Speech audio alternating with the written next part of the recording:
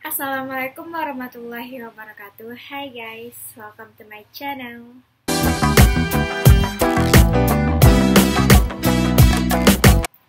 Nah, di video kali ini, aku akan membuat video materi tentang teori perdagangan internasional dan strategi pembangunan pada mata kuliah Ekonomi Pembangunan 2 dengan dosen pembimbing Bapak Dr. Alphonse Satrianto, SEME. Nah, sebelum itu aku akan memperkenalkan diriku terlebih dahulu. Perkenalkan, namaku Ilmi Marina. Saat ini aku menempuh pendidikan di Universitas Negeri Padang pada Prodi Ekonomi Pembangunan, jurusan Ilmu Ekonomi, NIM 18060105. Sebelum kita masuk kepada materi pembahasannya, alangkah baiknya kalian klik tombol subscribe dan aktifkan lonceng notifikasinya. Oke, langsung saja kita masuk kepada materi pertama, yaitu globalisasi perekonomian. Globalisasi menjadi salah satu kata yang sering dipakai dalam diskusi pembangunan. Perdagangan dan ekonomi politik internasional seperti yang diindikasikan globalisasi adalah proses yang membuat perekonomian berbagai negara di dunia semakin menyatu mengarah ke perekonomian global. Globalisasi yaitu suatu proses di mana perekonomian dunia menjadi semakin terintegrasi menuju ekonomi global serta kebijakan ekonomi global. Globalisasi muncul karena adanya budaya global, di mana orang lebih sering mengkonsumsi barang dan jasa serupa di setiap negara dan menggunakan bahasa bisnis yang umum, yaitu bahasa Inggris. Nah, dalam arti pokok ekonomi, globalisasi ini meningkatkan keterbukaan ekonomi untuk perdagangan internasional, arus keuangan dan investasi asing langsung. Namun bagi sejumlah orang lain, globalisasi menimbulkan keprihatinan yang serius dikarenakan ketimpangan dapat bertambah baik antar negara maupun di dalam negara. Oleh karena itu, globalisasi membawa manfaat dan peluang di samping adanya biaya dan risiko. Selanjutnya yaitu materi kedua, perdagangan internasional. Perdagangan internasional seringkali memainkan peranan penting bagi pengalaman historis negara-negara berkembang. Dalam tahun-tahun belakangan ini, banyak perhatian pada isu perdagangan dan pembangunan yang telah difokuskan untuk memahami keberhasilan ekspor dan spektakuler dari Asia Timur seperti Taiwan, Korsel, dan yang lainnya yang memelopori strategi ini, yang berhasil diikuti oleh negara tetangganya yang lebih maju lagi, yaitu Cina. Di sejumlah negara berkembang yang lebih kecil, persentase besar dari pendapatan moneter negara yang diperoleh dari penjualan ekspor produk pertanian dan produk primer, yaitu komoditas lain seperti kopi, kapas, coklat, dan lain-lain. Karena pasar dan harga-harga bagi produk semacam ini seringkali tidak stabil, maka ketergantungan ekspor pada produk primer turut menghadirkan sejumlah risiko dan ketidakpastian yang tidak diinginkan oleh banyak negara. Selanjutnya yaitu submateri ketiga, yaitu nilai tukar perdagangan dan hipotesis Prebys-Singer. Nilai tukar perdagangan komunitas merupakan rasio harga rata-rata ekspor suatu negara terhadap harga rata-rata impornya. Nilai ini dikatakan menurun atau memburuk apabila harga-harga ekspor mengalami penurunan relatif terhadap harga impor, meski keduanya sama-sama mengalami kenaikan. Sebagian besar literatur menegaskan bahwa sepanjang sejarah, harga komoditas primer telah menurunkan relatif terhadap barang manufaktur. Akibatnya, nilai tukar perdagangan secara rata-rata cenderung memburuk seiring berjalannya waktu bagi negara-negara berkembang yang bukan pengekspor minyak, sementara negara-negara maju menunjukkan perbaikan. Teori utama mengenai penurunan nilai tukar perdagangan komoditas dikenal sebagai hipotesis Prebys-Singer, yaitu argumen yang menyatakan bahwa nilai tukar perdagangan komoditas bagi ekspor produk primer negara berkembang cenderung menurun dari waktu ke waktu. Penurunan ini akan mengakibatkan transfer pendapatan tanpa henti dari negara miskin ke negara kaya yang hanya dapat diatasi melalui upaya proteksi industri manufaktur domestik melalui proses yang dikenal sebagai substitusi impor. Karena teori tersebut dan tren nilai tukar perdagangan inilah negara-negara berkembang berupaya keras untuk mendiversifikasikan ekspornya menjadi barang manufaktur selama beberapa dasawarsa terakhir ini. Sayangnya, perubahan struktural ini tidak membawa banyak manfaat bagi sebagian negara berkembang seperti yang diharapkan, karena harga relatif dari sektor manufaktur juga terdiversifikasi. Lanjut di materi ketiga, yaitu teori tradisional tentang perdagangan internasional. Fenomena transaksi dan pertukaran adalah komponen dasar kegiatan manusia di seluruh dunia. Bahkan orang-orang secara berkala bertemu di pasar untuk bertukar barang, entah dengan menggunakan uang ataupun dengan barang lain, melalui transaksi barter, yaitu pertukaran barang secara langsung dengan barang lain dalam perekonomian yang belum sepenuhnya berbasis uang. Di submateri pertama, yaitu keunggulan komparatif. Karena hampir tidak mungkin bagi individu atau keluarga untuk memenuhi kebutuhan mereka sendiri dengan semua persyaratan konsumsi, maka mereka biasanya mendapatkan keuntungan dalam kegiatan yang paling cocok atau memiliki keunggulan komparatif dalam hal kemampuan alamiah atau sumber daya yang mendukung. Prinsip keunggulan komparatif yaitu negara harus dan dengan syarat kompetitif akan mengkhususkan diri dalam ekspor produk-produk yang dapat mereka hasilkan dengan biaya relatif rendah.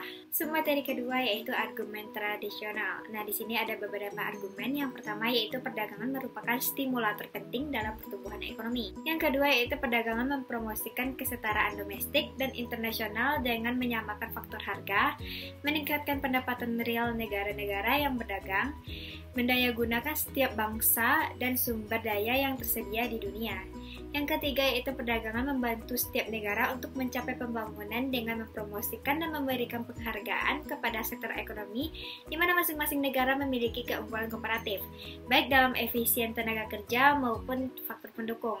Hal ini juga memungkinkan mereka mengambil keuntungan dari economics of scale. Yang keempat yaitu dalam dunia perdagangan bebas, harga dan biaya produksi internasional menentukan seberapa banyak suatu negara harus berdagang untuk memaksimalkan kesejahteraan nasional. Setiap negara harus mengikuti prinsip keunggulan komparatif dan tidak mencoba untuk mengganggu kinerja pasar yang bebas. Dan yang kelima yaitu untuk mendorong pertumbuhan dan pembangunan. Lanjut materi keempat yaitu kritik untuk teori perdagangan bebas tradisional dalam konteks pengalaman negara berkembang. Di sini ada 6 asumsi. Yang pertama yaitu segenap faktor produksi atau sumber-sumber daya produktif yang ada di setiap negara dianggap baku dan konstan. Yang kedua yaitu teknologi. Teknologi produksi dinyatakan baku atau relatif seragam di semua negara, tersedia bebas untuk semua negara. Selain itu, penyebaran teknologi seperti itu diyakini akan menguntungkan semua pihak.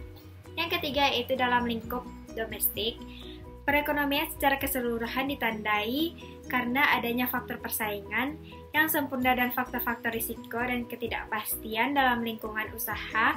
Dalam kenyataannya sangat penting itu justru sama sekali tidak diperhitungkan. Yang keempat yaitu pemerintah nasional sama sekali tidak memerlukan campur tangan di dalam hubungan-hubungan ekonomi internasional.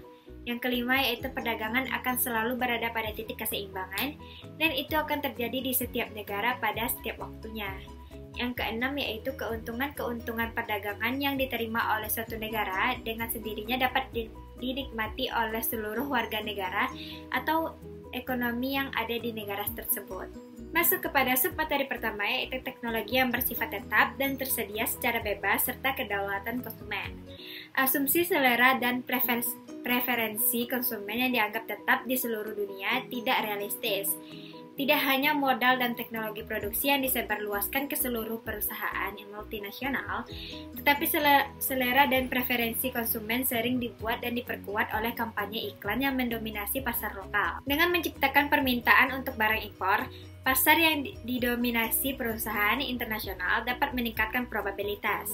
Hal ini sangat signifikan dari negara-negara berkembang, di mana informasi terbatas dan tidak sempurna dalam produksi dan konsumsi akan menciptakan situasi pasar yang tidak lengkap. Pada submateri kedua yaitu mobilitas faktor internal, persaingan sempurna, dan ketidakpastian. Teori perdagangan tradisional mengasumsikan bahwa negara telah siap menyesuaikan struktur ekonominya terhadap perubahan yang dipengaruhi harga dan pasar dunia. Akan butuh waktu bertahun-tahun untuk mentransformasikan sebuah perekonomian yang kurang maju dengan orientasi ekspor menjadi sebuah perekonomian multisektor yang lebih terdiversifikasi. Terlebih lagi dengan mengasumsikan adanya skala hasil yang tetap atau semakin menurun teori perdagangan yang bertumpu pada biaya tenaga kerja dan anugerah faktor yang telah mengabaikan salah satu fenomena terpenting dalam hubungan ekonomi internasional. Submateri ketiga yaitu tidak adanya kiprah pemerintah dalam hubungan perdagangan. Di dalam perekonomian domestik, banyak ketidaksetaraan yang dapat dinetralkan dan diperbaiki oleh intervensi pemerintah negara. Tetapi karena tidak adanya pemerintah internasional yang efektif untuk memainkan peran yang sebanding di setiap negara, maka manfaat yang sangat tidak merata dari perdagangan dapat dengan mudah menjadi swadaya. Submateri keempat yaitu perdagangan yang seimbang dan penyesuaian harga internasional. Rasio harga komoditas internasional disesuaikan agar penawaran dan permintaan untuk produk ekspor dan impor suatu negara sehingga perdagangan selalu seimbang. Dengan perdagangan yang seimbang dan tidak adanya perpindahan modal internasional, masalah neraca pembayaran tidak pernah muncul dalam teori perdagangan murni. Selanjutnya kita akan masuk kepada materi kelima yaitu strategi perdagangan tradisional untuk pembangunan. Di sini ada promosi ekspor versus substitusi impor. Nah, promosi ekspor yaitu berorientasi keluar dan menghadapi hambatan perdagangan. Ekspansi ekspor komoditas primer. Nah, di sisi permintaan, elastisitas permintaan atas pendapatan untuk bahan makanan pertanian dan bahan baku relatif rendah dibandingkan dengan bahan bakar, mineral, tertentu, dan manufaktur.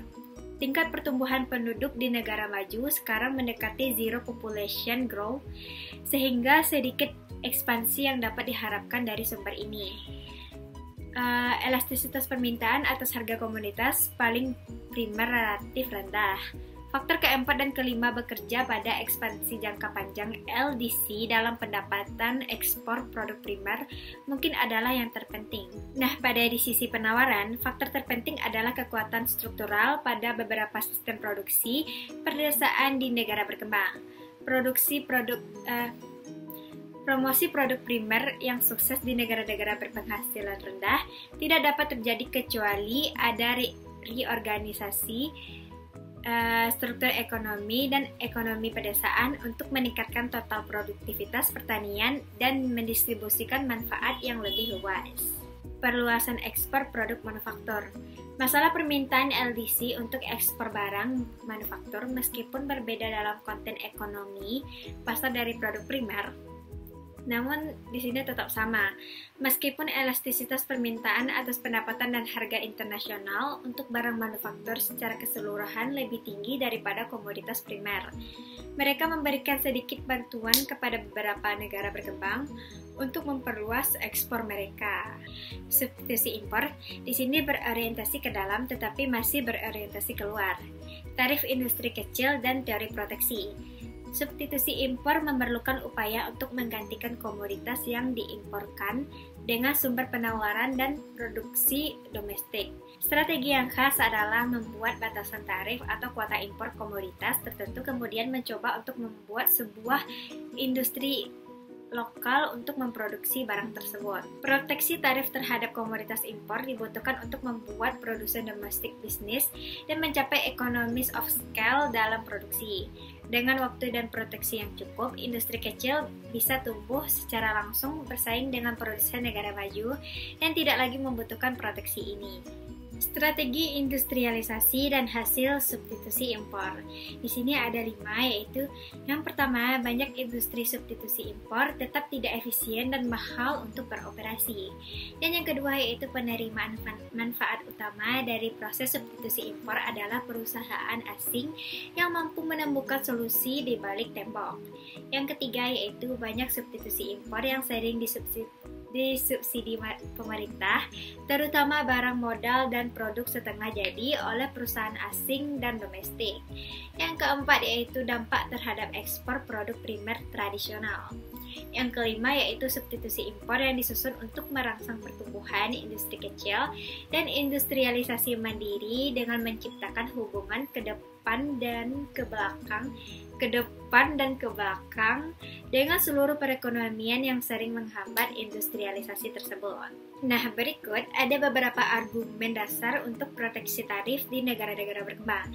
Di sini ada 4. Yang pertama yaitu perdagangan merupakan sumber pendapatan utama pemerintah di sebagian negara besar berkembang. Di sebagian besar negara berkembang karena sistem perpajakan yang relatif mudah. Yang kedua yaitu pembatasan impor merupakan tanggapan atas neraca pembayaran yang kronis dalam masalah utang. Yang ketiga yaitu perlindungan terhadap impor merupakan sarana yang tepat untuk mengembangkan economies of scale, eksternalitas positif dan industri swadaya.